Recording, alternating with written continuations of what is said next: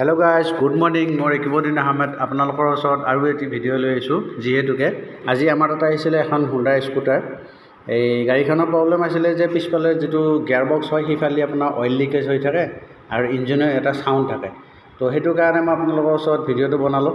মানে পিছফালে যদি অইল লিকেজ হয় বা অইল পৰি থাকে, ভিজা ভিজা হয়, কি কৰিলে এইটো ভাল হ'ব, সেইটো কাৰণে ভিডিঅ' বনাইছোঁ। আহক বাৰু ভিডিঅ'টো ষ্টাৰ্ট কৰোঁ।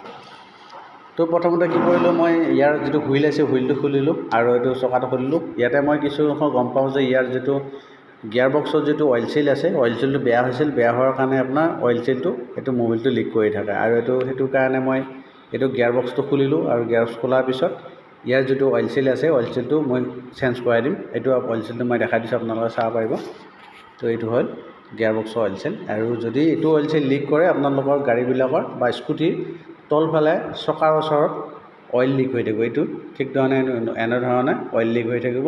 যদি এনেকুৱা প্ৰব্লেম হয়, লৈ আহিব আমাৰ ছাৰ্ভিচ চেণ্টাৰত আনিলেও হ'ব, হণ্ডাৰ যিকোনো ছাৰ্ভিচ চেণ্টাৰত আনিব পাৰিব, নহ'লে যিকোনো গেৰেজ বা যিকোনো ৱৰ্কশ্বপত লৈ কেনে যায় গিয়াৰ বক্সৰ যিটো অইল চেল আছে অইল চেল চেঞ্জ কৰি ল'ব, আপোনালোকৰ প্ৰব্লেমটো ছল্ভ হৈ যাব।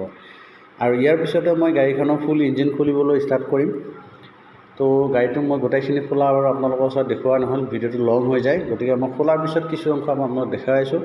ইঞ্জিনৰ ভিতৰত যিটো চাউণ্ড আছিলে সেইটো হ'ল আপোনাৰ যিটো কাইনেটিক ৰড বুলি কয়। এই কাইনেটিক ৰডৰ যিটো ভিতৰত ৰুলাৰ বিয়াৰিং থাকে, মেকানিক ভাইসকলে জানে।